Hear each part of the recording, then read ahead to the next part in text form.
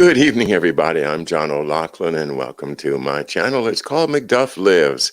And tonight I'm going to do a kind of a potpourri of things. The first thing I want to do is to follow up on a discussion we had Thursday night at the Thursday Night Trio with George Webb and Professor Hamamoto, in which Professor Hamamoto reminded us of the important work of Dr. Leonard Horowitz. And he published a book in 1997 called Emerging Viruses. And I think that Professor Hamamoto is absolutely right. We all need to know this book. So what I'm going to do is I'm going to introduce the book to those of you that aren't familiar with it. And for those of you that are, I'm going to be giving you a new angle on it, I think, by reading not from the book, but from the review by Dr. Ed Shapiro of Executive Intelligence Review. That was done back in 1997, because the contents of this review, I think, are so resonant today that we all need to listen and pay attention to what Dr. Horowitz said, and especially as interpreted a long time ago. And it seems like very little has changed, only for the worse.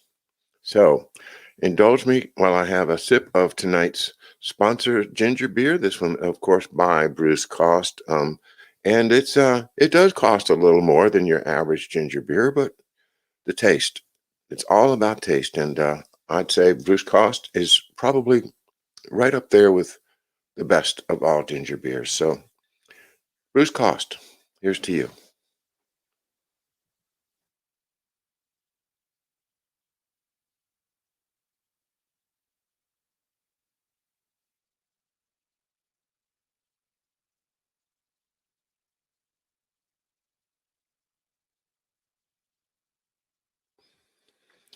And about halfway through the show, we're going to invite George Webb. Well, I've already invited George Webb, and he has kindly accepted.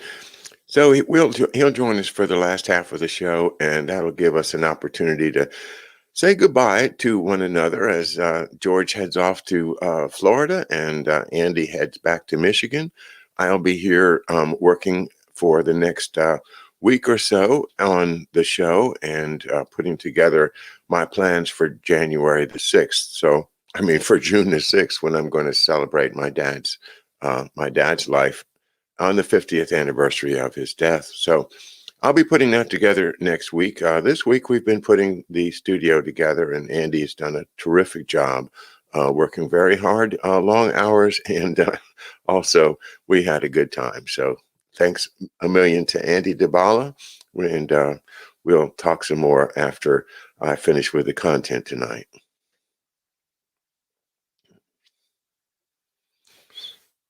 Oh, did Andy pop in on us? Well, accidental Andy appearance. Accidental Andy appearance. Oh, well, it's always good. It's always good, Andy. All right. Now I'm going to go to a EIR page, and I really do think everybody needs to start using this as a primary resource. It's the Executive Intelligence Review, and you can get there at LaRouchePub.com. And you just go to LaRouchePub.com, and there's a search engine there. And I tell you, anybody, any name, any subject that you think has been important in the last 40 or 50 years, just put it in the search engine, and you'll be amazed at how much they've done. This is Dr. Ernest Shapiro. I think I said his name wrong earlier. Sorry, doctor. Reviewing the book published in 1996 by Dr. Leonard Horowitz. Now, I should tell you, and I want to tell you, that it was Mark Kulak, who has a show coming up tonight, I believe at 9, that turned me on to Dr. Horowitz, and I started watching some of the YouTubes you can see with him, and they're still there, so be sure and take advantage of what you can from Dr. Leonard Horowitz, whose specialty is actually dentistry, but he also was very astute in studying the introduction of viruses into our health system. So let me go ahead and start reading from this review, and I'll probably stop and make comments along the way, because that's what I do here. I think it's very important to look into the past to see what they can teach us about the present. So here's the review by Dr. Ernest Shapiro. Emerging Viruses, AIDS and Ebola, Nature, Accident, or Intentional by Dr. Leonard Horowitz, and that published by Tetrahedron Publishing Company in Rockport, Massachusetts. At last, a scientist has written a competent account of the origins of the AIDS virus. Dr. Horowitz demonstrates conclusively that AIDS was man-made. Whether this occurred by accident or intention, he does not know, but he does prove that all the necessary institutions, programs, and personnel were in place to spread the virus intentionally as a population control measure. Okay, so there's my first stopping point. As a population control measure, 1997. So this is a professional, healthcare doctor. Dr. Leonard Horowitz in 1996 wrote a book in which he showed, and Dr. Shapiro agrees that he showed, that the institutions, programs, and personnel were in place to spread the virus intentionally as a population control measure. The book is excellent in that the author presents a phenomenological method of proof as defined by Lyndon LaRouche in his book, Dialectical Economics, as opposed to an empirical method of proof. That is, he demonstrates a coherence among the policy dynamic in the period when AIDS first appeared, the institutions and programs that were created, and the attitudes and thinking of the people who carried out the policy. He elaborates a principle of cause and effect, and he is not satisfied unless it accounts for the actual events that transpired. Most unusual is that the book details what the population policy of the Malthusians was, starting with the congressional hearings of July 29, 1969, organized by Representative George Bush, Republican of Texas. Bush arranged testimony by General William Draper of the Population Crisis Committee, for example. Draper, in a 1971 article, had likened the developing nations to an animal reserve, where, when the animals become too numerous, the park rangers, quote, arbitrarily reduce one or another species as necessary to preserve the balanced environment for all other animals. But who will be the park ranger for the human race? Who will call out the surplus in this country or that country when the pressure of too many people and too few resources increases beyond endurance? Will the death-dealing horsemen of the apocalypse, war in its nuclear dress, hunger haunting half the human race, and disease, will the gaunt and forbidding horseman become park ranger for the two-legged animal called man? Unquote. So the importance of a quote like that, I think, hopefully will be resonating by now with most people that have started studying the depopulation agenda. And when you study things like where did, the monkey virus come from, well, somebody, either intentionally or accidentally got this monkey virus into human blood. Well, what happened then? Well, it spread like crazy. That's like when George Webb talks about, if you trace their communications, you chase the metadata, you chase the network. Well, just look at the physical network. Where did things go? How did they get there? And anyway, this idea that humans are just more animals on the planet is core to understanding how they can possibly justify the incredibly evil and criminal activity that they participate in daily. They're doing it right now, different places around the world, maybe every place around the world.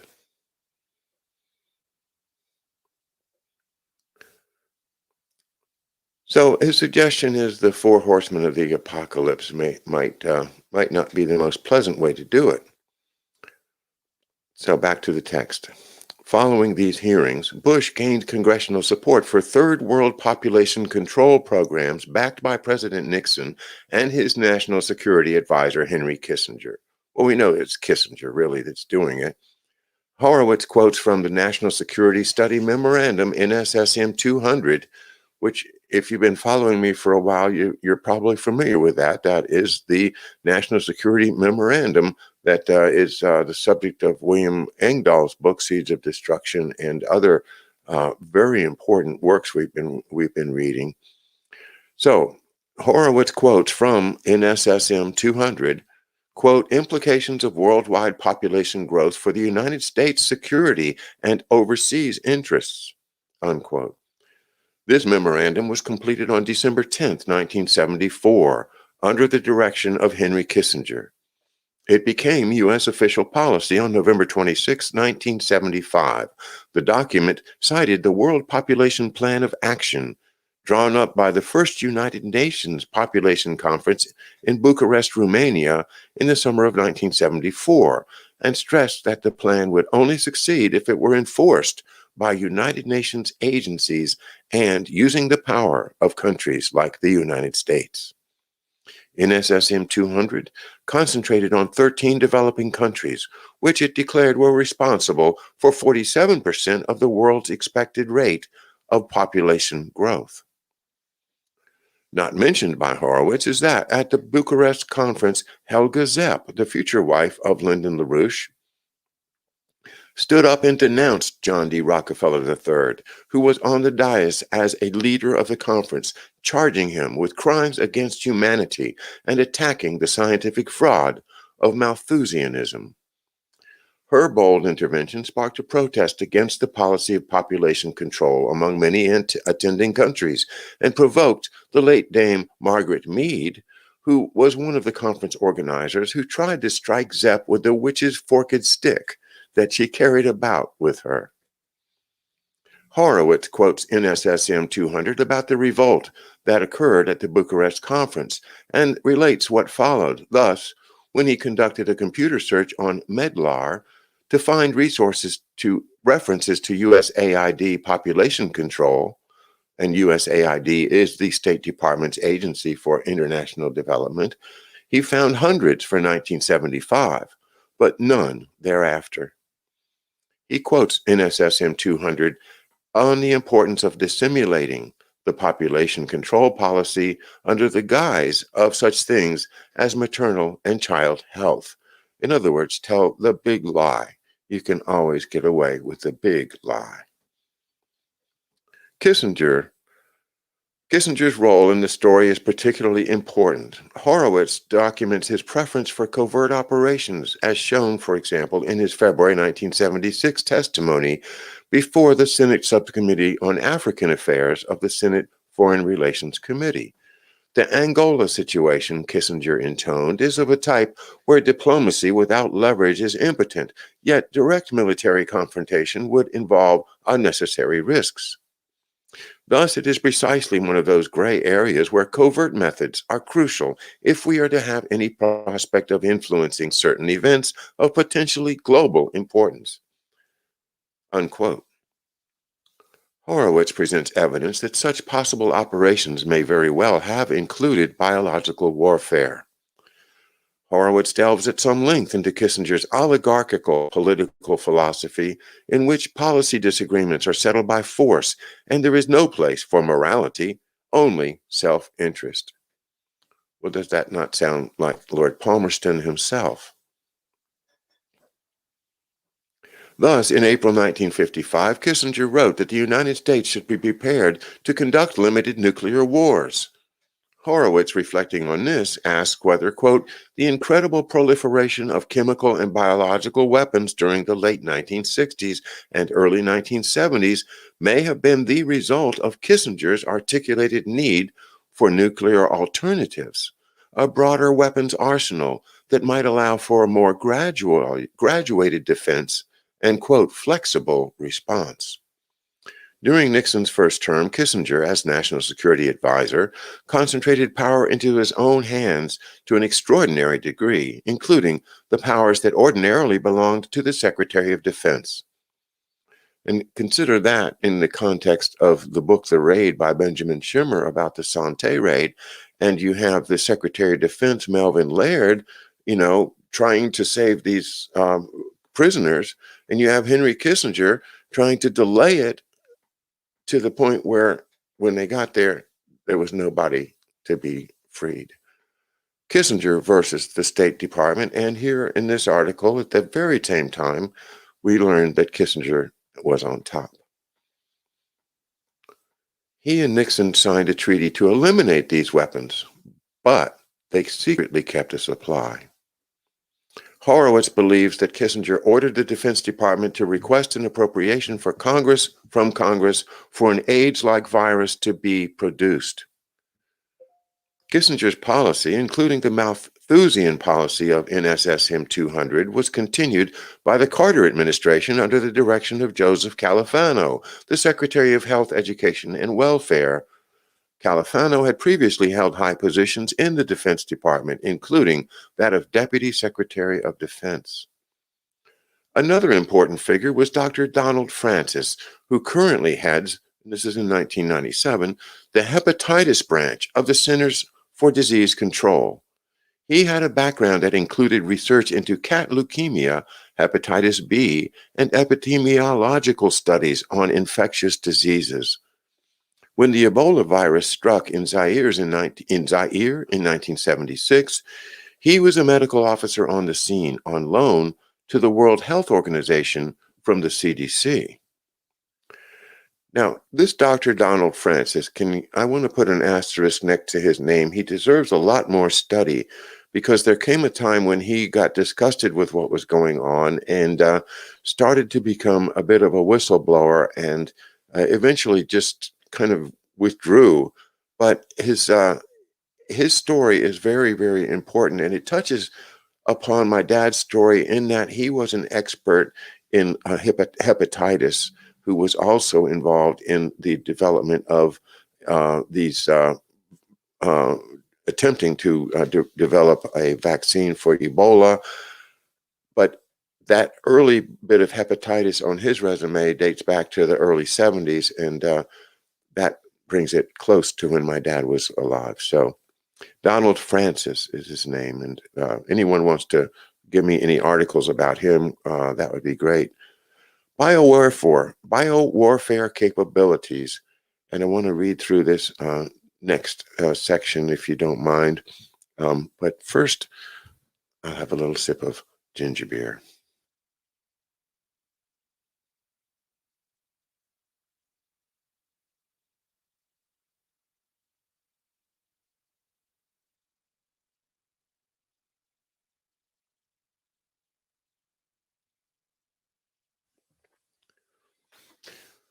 Okay, now we get to the biowarfare. American and other scientists were operating biological research facilities and monkey colonies in Africa, the latter run by Lytton Bionetics Company.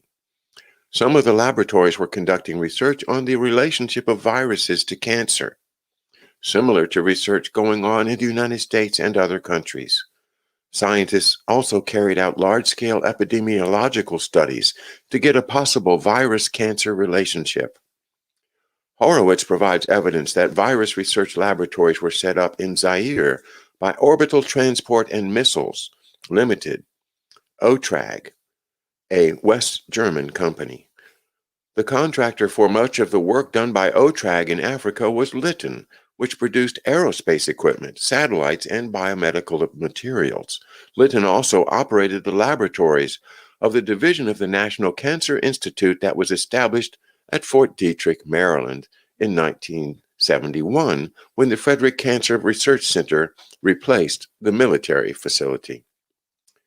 The lab was directed by Dr. Robert Gallo, who was later proclaimed to be the discoverer of the AIDS virus. Lytton's president, Roy Ashe, was, along with Kissinger, the leading contender to be Nixon's national security advisor, and in 1971, he was made an assistant to the president.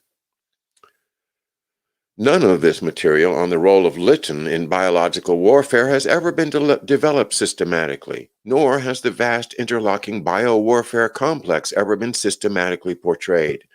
The complex included the NCI, the CDC, the U.S. Public Health Service, Merck, Sharp and Dome, that's MSD, and New York University. The apparatus included a hitherto secret and massive program at NCI called the Special Virus Cancer Program. Horowitz had heard frequent mention of it, but only by serendipity stumbled across an official account of it for the year 1971 in one of the libraries where he was doing research. Commensurate with the vastness of this biowarfare enterprise was the vocal opposition to it, now forgotten and rarely expressed among leading scientists, including Nobel Prize winner Joshua Lederberg. Writing in Science in 1971, Lederberg said, quote, "We are all familiar with the process of mutual escalation in which defensive efforts of one side inevitably contribute to further technological development on the other, and vice versa. And the potential undoubtedly exists for the design and development of infective agents against which no credible defense is possible through the genetic and chemical manipulation of those agents." There were numerous articles in the scientific journals in the United States and Britain on the dangers of research in biowarfare, and there were protest demonstrations at Fort Detrick, which was the U.S. military's official biological warfare laboratory until it was taken over by the NCI and the National Institutes of Health in 1971, parentheses, to conduct biowarfare research under the guise of virus cancer studies, unquote. Horowitz documents the fact that the U.S. military was a contractor for much of the virus cancer research, including that of Gallo at NCI, Maurice Hilleman at MSD, and Krugman at New York University.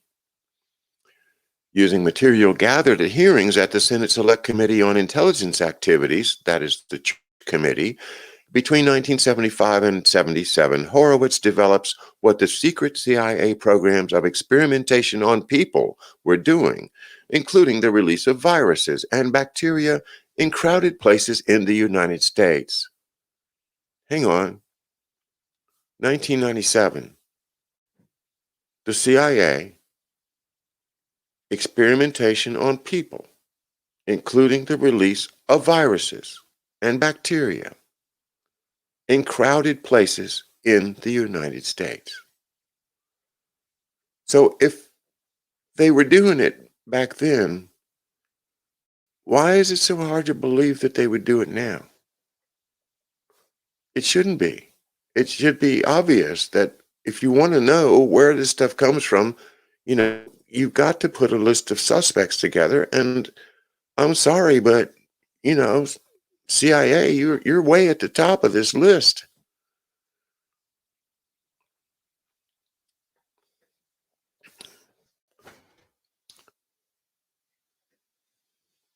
The CIA and the Defense Department, the Special Operations Division of the Army at Fort Detrick, had a joint secret project in biowarfare called MK Naomi.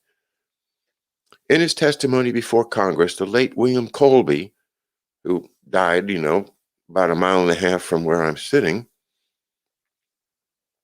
who was then the head of the CIA, testified that he had rejected the proposal of an underling to use biowarfare in a special operation. He admitted to having received orders from Kissinger to be prepared to conduct paramilitary operations using biowarfare in covert actions. Not long after this testimony, Kissinger and President Ford decided to fire Colby. Kissinger is quoted by biographer Walter Isaacson as saying, quote, "Every time that Bill Colby gets near Capitol Hill, he feels an irresistible urge to confess to some horrible crime," unquote. There's a quote for you, George Webb, on your theory that perhaps William Colby was seeing the dark side a little bit more clearly and had a change of conscience.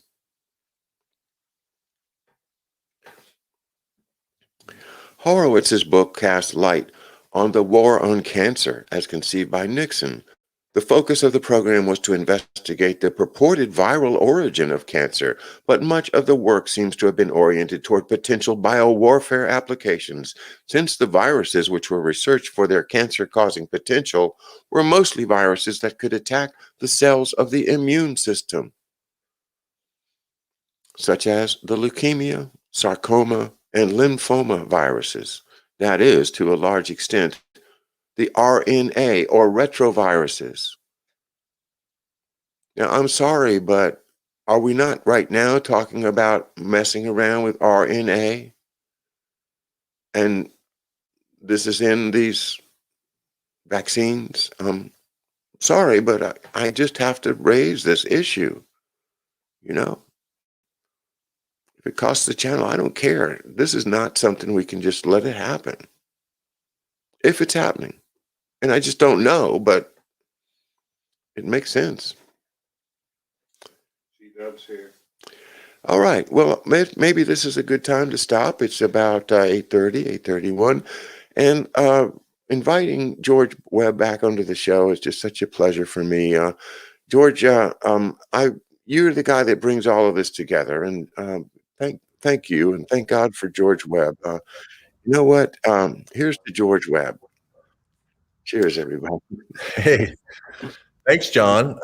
It's amazing how we're thinking along the same lines. I'm reading a book called Baseless that talks about all this guy kind of going to the archives and looking up all these programs. And I just did some research on Colby again today, and trying to talk to people who knew him here on the island. And so I think this idea that the Fort Detrick has been doing this stuff is not new, but people just need to be reminded of it now when there's an outbreak, and then it ends up in Wuhan from Fort Belvoir, and it's really a long history. I sent Andy a bunch of files to talk about how far this goes back with the CIA. It really goes back a long way. And as soon as we start realizing that where it comes from, then we can do something about it. Yeah, we can't not do something about it at this point with this. It's just too crazy, George. And what are we going to do except for just keep talking about it? And if they shut the channel down, I mean, what are you going to do? You're going to start another channel? At some point, somebody's got to give us a break and let us get some attention. But it's not just us now. There's hundreds and thousands of people that are out there, and many of them are doing the same thing that we're doing, and that is, get up, stand up, stand up for your rights. We've got to have control of our bodies, and we're never going to be free. Well, I sent some files to Andy just so to flip through and get your reaction. It has to do with the hearings, with the Colby hearings with Frank Church. What you were referring to, and just some program names and just some background. Andy, I don't know if you have any of that stuff, but one of the things you talked about was spreading the virus in public places. Yeah. And this guy named Sensen, I call him Sensen. He's the guy with the shellfish toxin that may have been involved in your father's situation. Do you see him, Andy, under Gmail? No. See your files. Okay, Andy DeBala at Gmail. Well, anyway, they had spread, this guy Sensen had spread anthrax in the New York public subway system. And it was just one light bulb.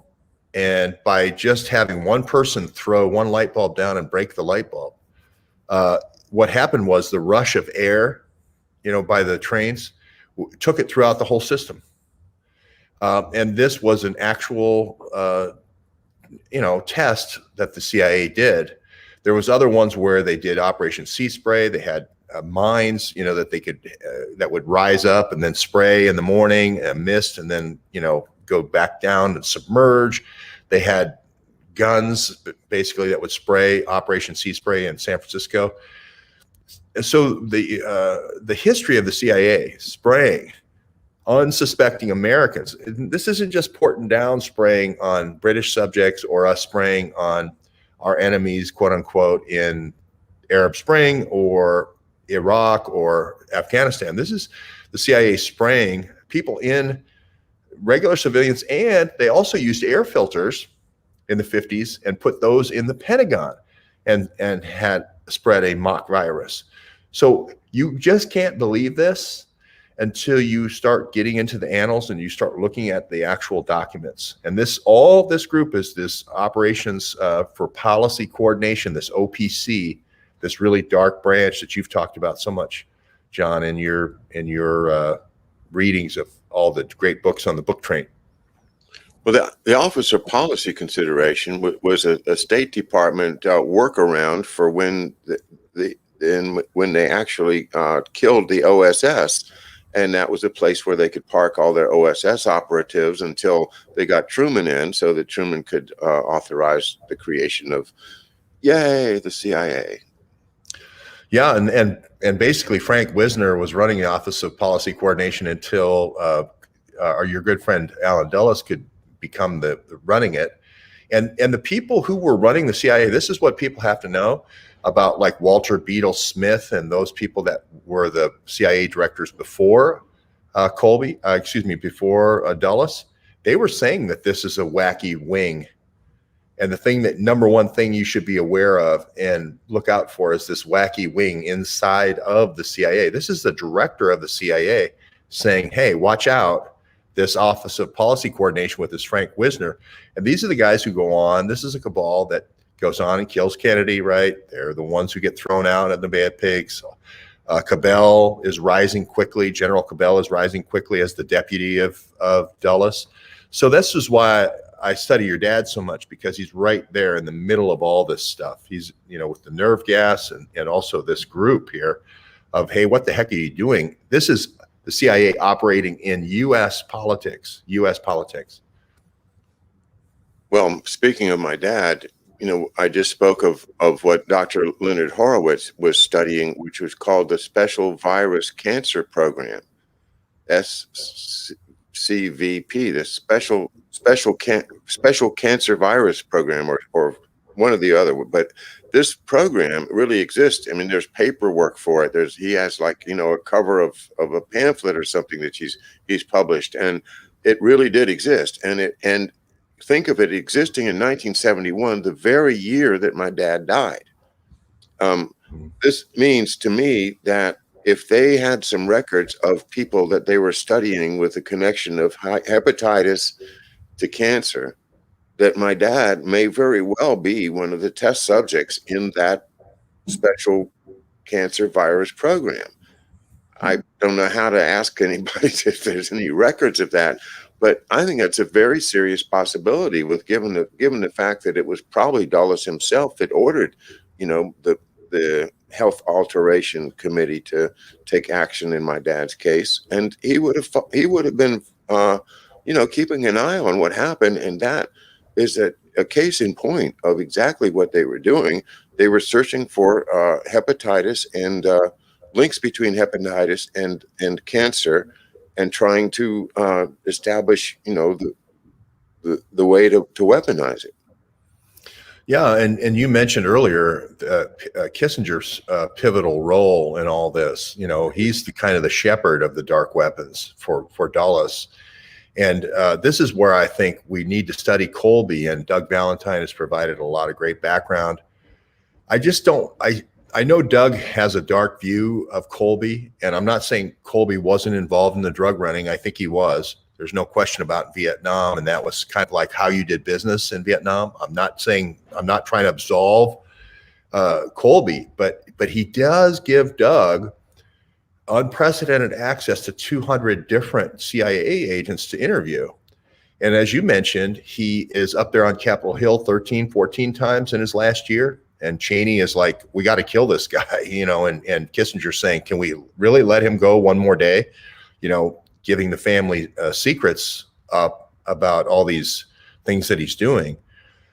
So this is where I think Colby had this late in life sort of trying to get absolution and kind of falling on the altar and admitting to all these things. And if you look at this, This was the closest we came to busting the CIA into 1,000 pieces since the Kennedy death.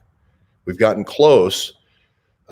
We got close again with Trump. And then, of course, then we had the false flag operation and then the lockdown. And we keep getting close, but we didn't quite put the ball into the end zone on this last one. I think, you have on your own developed your opinion about Colby probably having a change of or at least a kind of a revelation or an epiphany, maybe the best word. And without having ever read this that I read just a few minutes ago, where the author says that Horowitz develops what the secret CIA programs on people were doing, including the release of viruses and bacteria in crowded places in the United States. The CIA and the Defense Department, the SOD of the Army at Dietrich, had a joint secret program in biowarfare called MK Naomi. In his testimony before Congress, the late William Colby, who was then head of the CIA, testified that he had rejected the proposal of an underling to use biowarfare in a special operation. So there you go. He would not have said that if he hadn't had a change of conscience, because that was a secret. That was a secret, and that's when Kissinger said, we got to get rid of him. Yeah, and I almost could hazard a guess at who it was. I want to say a young Cover Black, but we don't know the answer to that. But it certainly would be an underling of Shackley, someone who, biowarfare was used so extensively in Korea and Vietnam. And these, I just went through, Andy doesn't have the files that I sent, but I just wanted to go through a few of these things. One is, first of all, that this author of this book called Baseless has said the Library of Congress, where we said the Awans were, and they were bringing in the 68 journalists, quote unquote, from Ukraine, running all these foreign operatives into the Library of Congress. He says the Library of Congress has been used as a CIA kind of revolving door for foreign operatives since the 50s. That the Awans are just the last in the CIA parade of spy rings that have gone through Capitol Hill. So sure. I love this. I love this.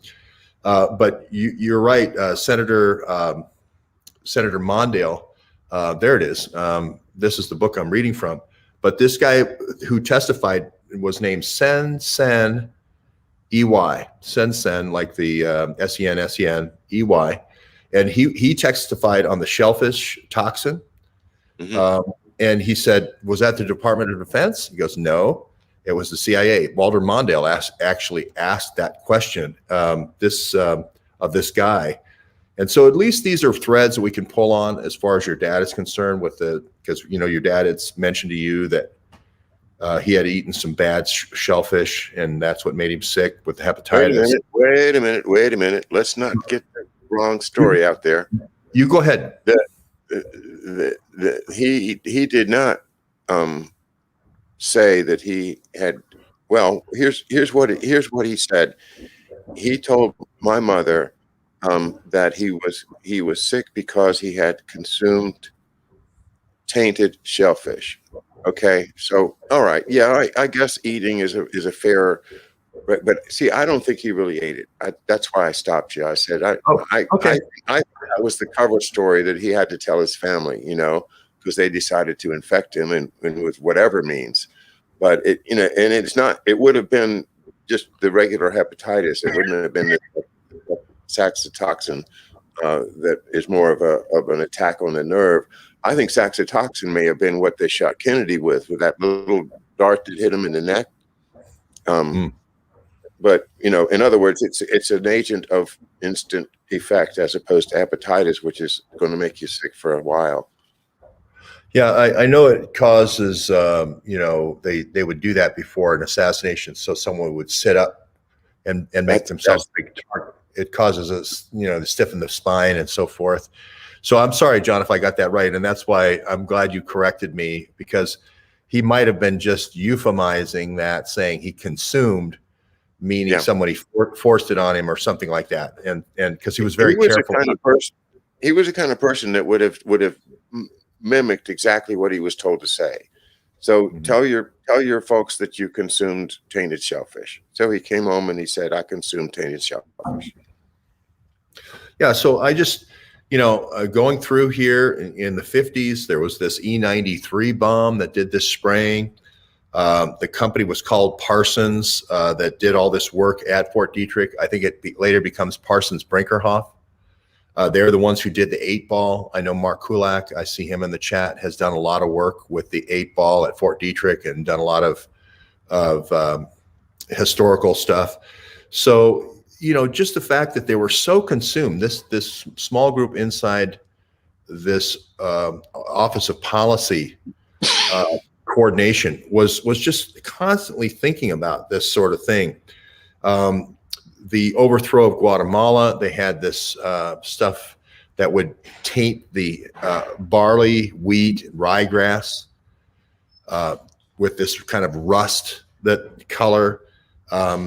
They had set coffee bugs to get in the coffee, black bugs to get in the coffee so that the American buyers wouldn't buy the coffee. This reminds me so much of Lee Harvey Oswald at the Riley Coffee Company, right? It was called Operation Fiber.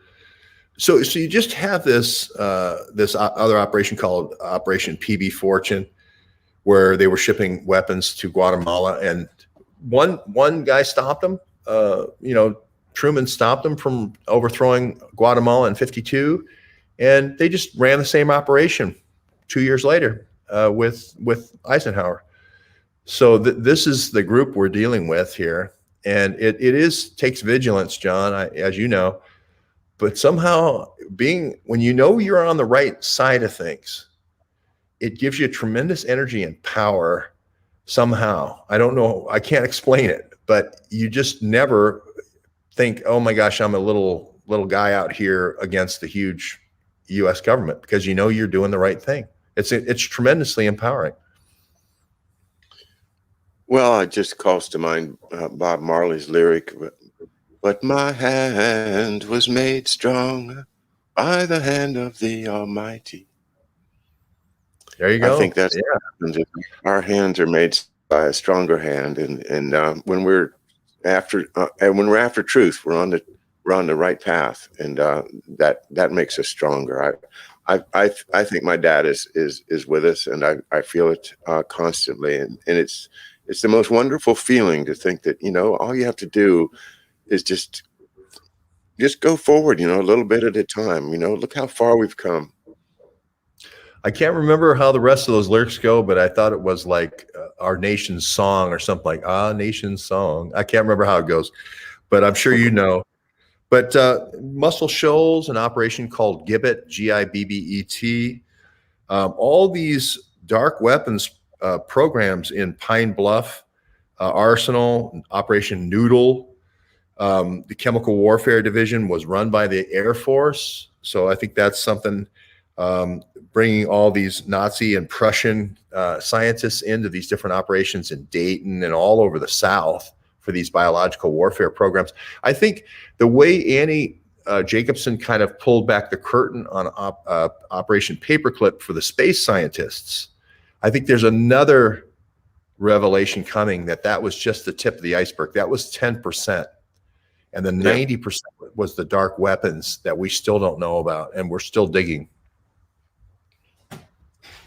Direct energy weapons is where I think we should be looking. That's been one of their goals all along. Just like so many other things, like population control, reduction, and there's just this totalitarian thing that they want to bring along. But I think that's part of it too. What they want. I was. Go ahead. No, you go ahead. Well, it's age 51, and I wanted to spend a couple of moments tonight just to say thanks to Andy DeBala, because he's been with me now for almost 2 weeks, and the transition here in the studio has just been amazing. I will take an iPhone and walk around, and so you guys can see this maybe tomorrow.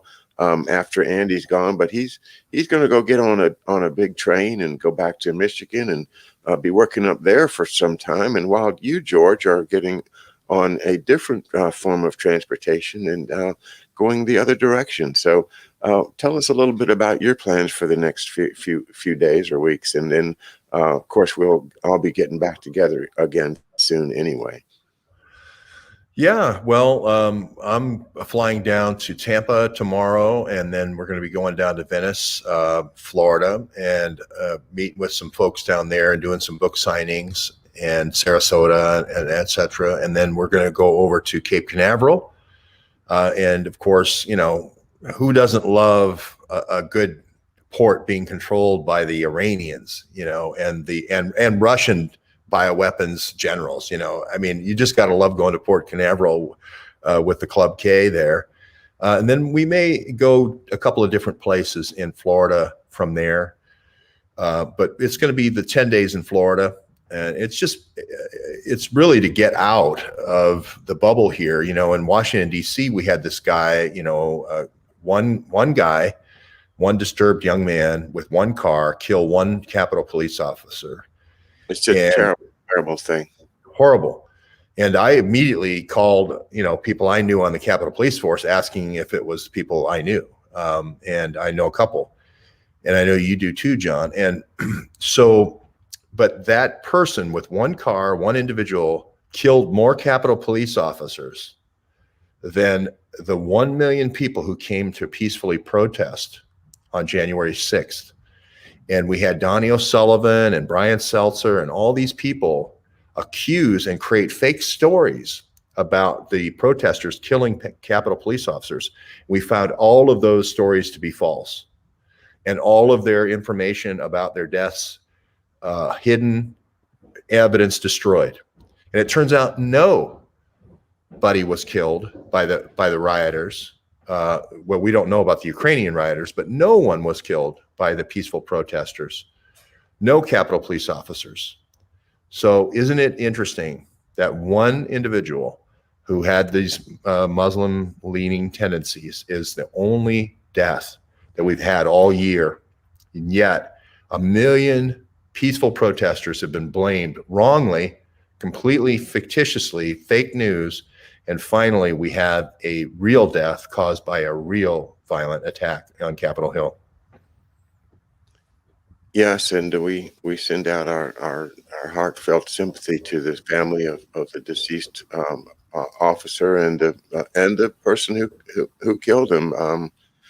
Nobody wins. This is just a terrible tragedy, and I understand the feeling. You know, everybody needs a break. Actually, I'm taking one the week after. So, but you know, we'll be in touch the whole time anyway. But let's bring Andy DiBala into the show for a minute. Andy, do you mind joining us? Well, I just want to say thanks to you personally, Andy, for everything you've done. Not only this room, but 2 other rooms now are really tightly organized, and I can find things finally. And so I feel much better prepared to move forward as I try to put together a biography from my father and get that done to put in people's hands on June the 6th, if you know, if God willing and the creek don't rise, as they used to say. But tell everybody about what your plans are. I know you're going back to Michigan for a little while. Well, you got to unmute my microphone here, John. Are you 4? I am 4. Okay, you're muted. Unmute me and crank me up. There we go. So I'm headed back to Michigan. Speaking of trains, I know you were mentioning this Charles A.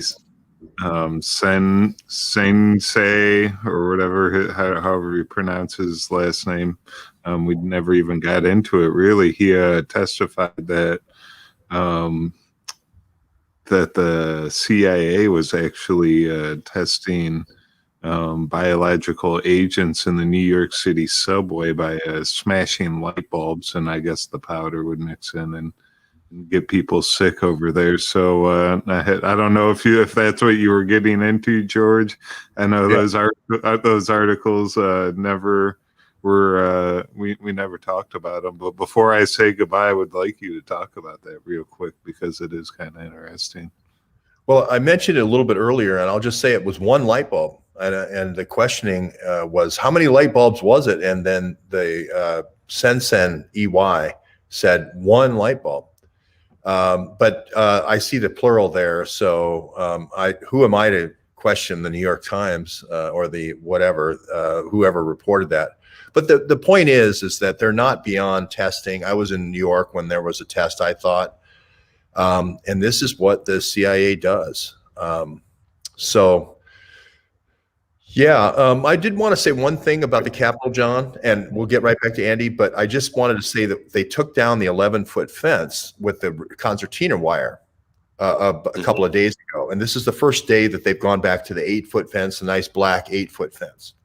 And apparently the guy waited for the 8-foot fence to be opened, and then that's when he ran in, and then they raised the barricade, and he hit it. And I think this is going to trigger them going back to the 11-foot fence with a concertina wire.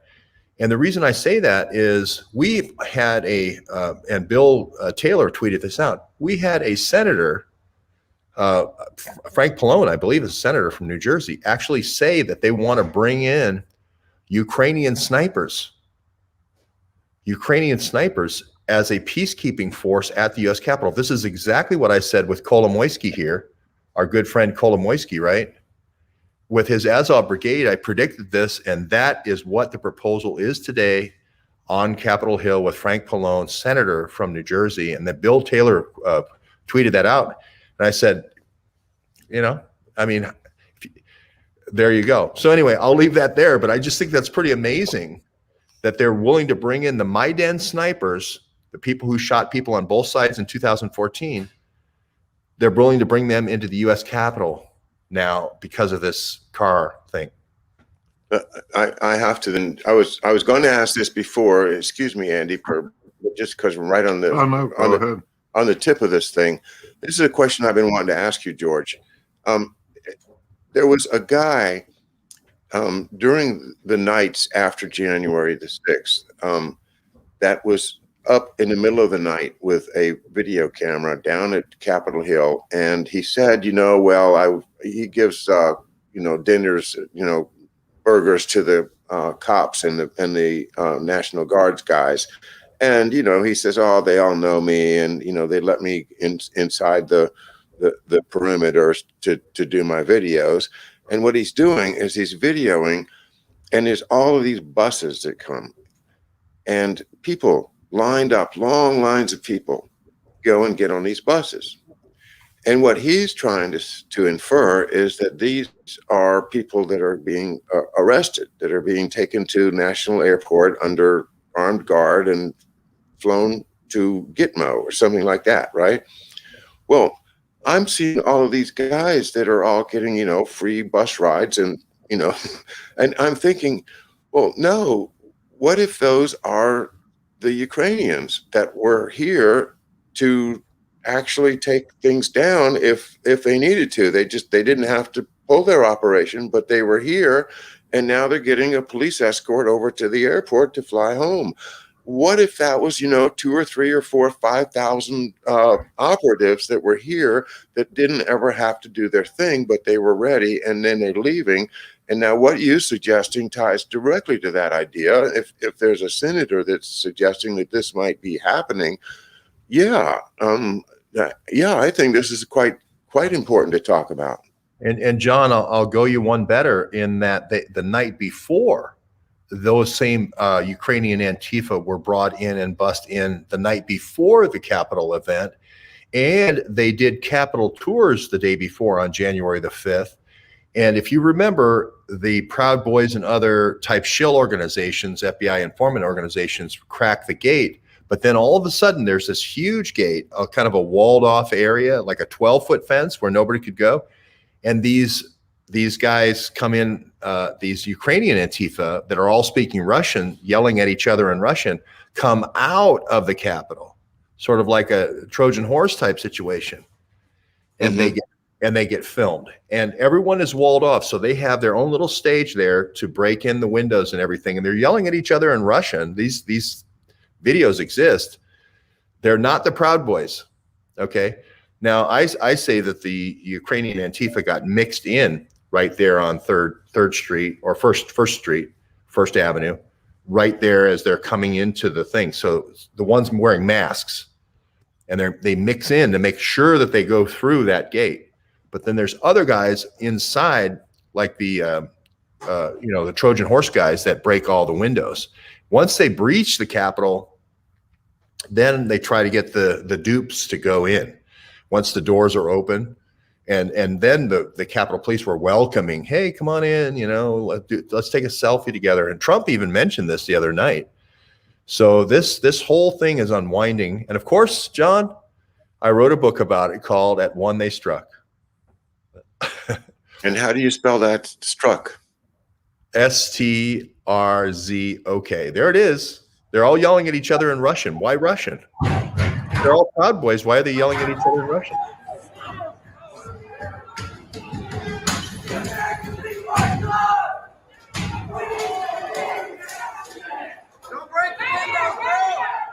A couple of guys in English, but the guys with the masks do it faster in Russian, they're saying.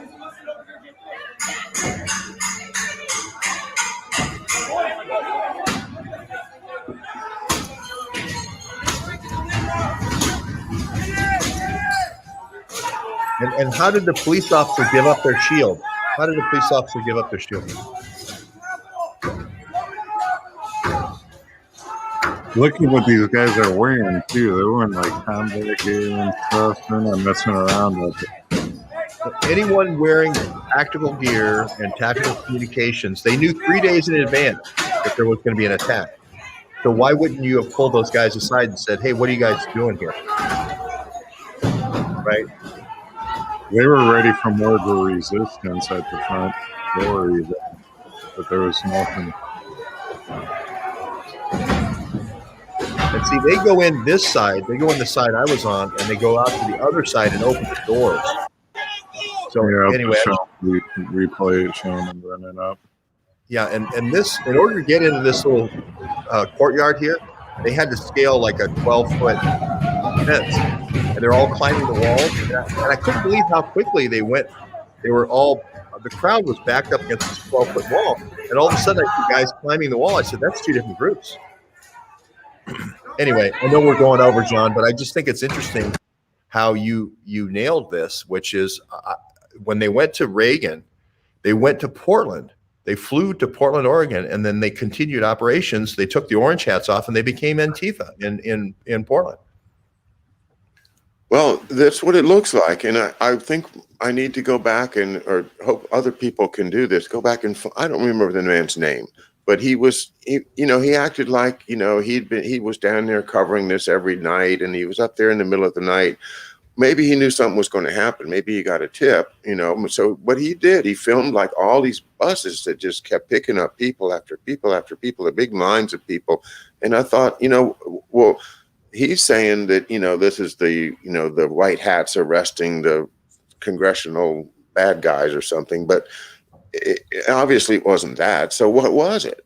Well, maybe these were all operatives that were flown in for the occasion in case they were needed, and they were now going to go home with a police escort over to the airport to get on some nice, comfortable airplanes and probably have a nice little nap on the way home.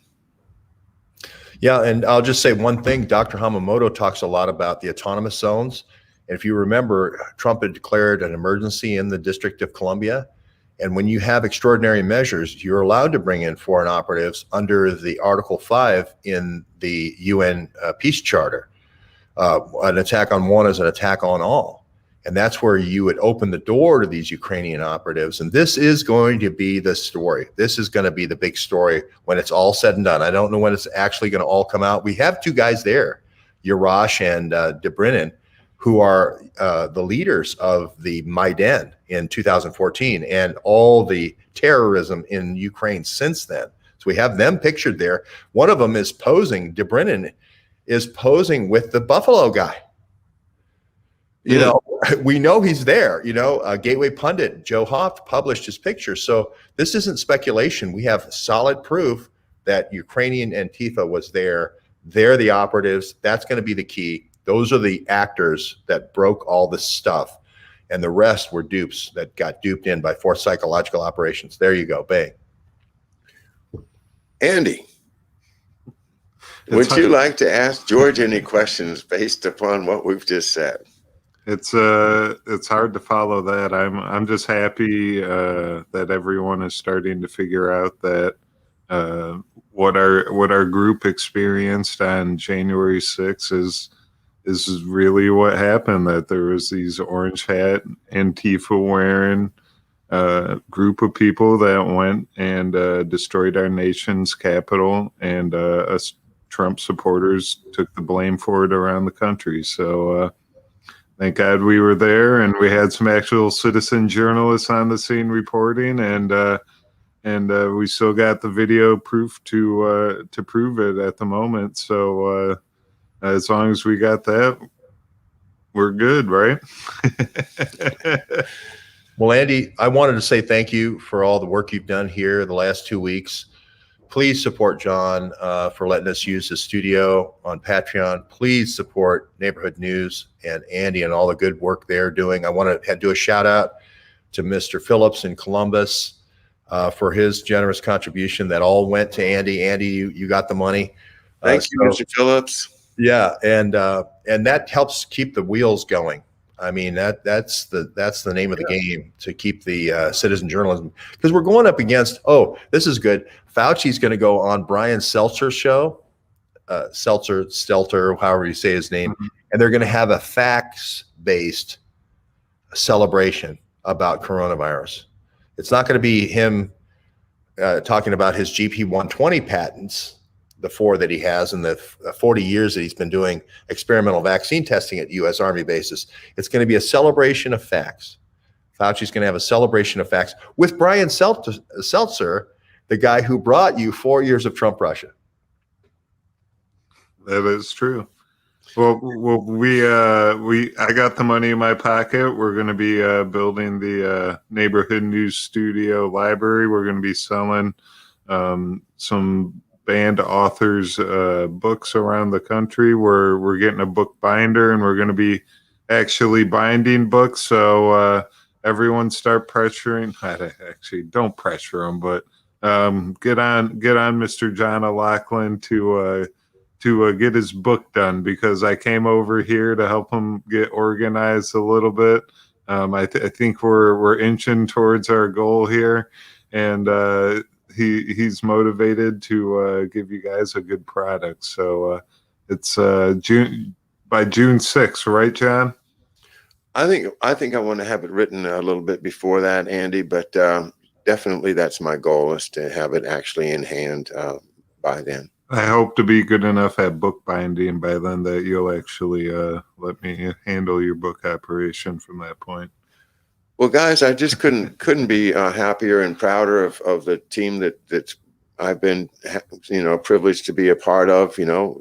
Team W or Team Osprey or the Neighborhood News Studio, and so many other folks that are just contributing right and left to our discovery of what really, really is going on in this crazy country, so that we can let everyone else know. And we have faith that if we follow the truth, that we will be successful, no matter how long it takes.